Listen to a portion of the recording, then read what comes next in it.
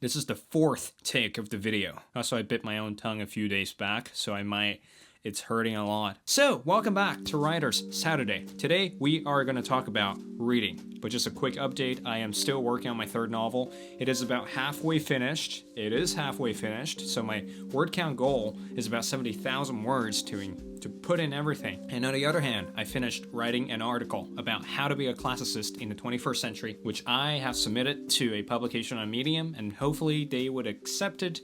If they don't, I'm just going to publish it myself and link you guys to it. But writing updates aside, today we're going to talk about reading. Getting straight to the point on today's video, building a consistent reading habit is so much more important than the amount of books that you read. When we think about a well-read person, the first image that comes up is probably a guy standing next to a bookshelf and, standing in front of an Oxford library or something like that. And behind him, you have rolls of manuscripts and rolls of books, and he stands there with a dark suit and heavy spectacles, and he can tell you, I read each and every single one of those books. So that's the sort of silly image that we bring up whenever we conjure up the definition for a well-read person. So over time, we're sort of falling to the habit of wanting to get the amount of books in, wanting to read as many books as we want, whilst forgetting the point of reading. The point of reading is experience, and if you're not enjoying the experience just for the sake of posting another post on Instagram about, hey, I've read another book, that's going at it ass backwards. And the way that we build that sort of experience within reading is through a very consistent reading habit. And here on this video, I'm going to claim, or I'm going to make the argument, that you should actually read less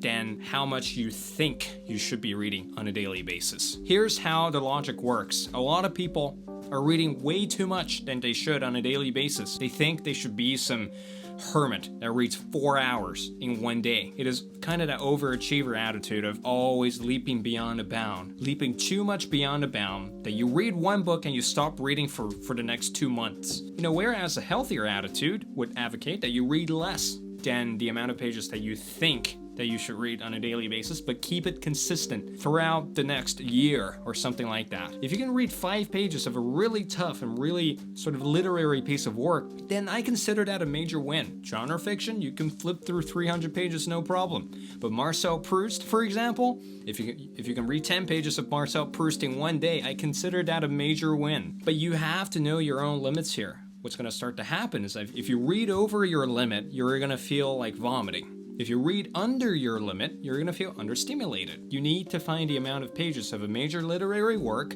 that would sort of spur you on, that would sort of carry you through, so that you can continue reading for 2 weeks, 3 weeks, 4 weeks, 5 weeks. And what's going to start to happen is that a current of habits, or a current of your reading habit, is going to roll downhill like a snowball. So at the end of the year, without even counting, without even having sort of a Goodreads goal, you would realize that, hey, I've read a lot this year. And in addition, you can put your hand on top of your chest and then say to yourself, I've enjoyed every single one of those books that I've read. Now, we've talked about this topic many times in some of my other videos, which you can dig back into the back catalog and take a look at, but I think this right here is the gist.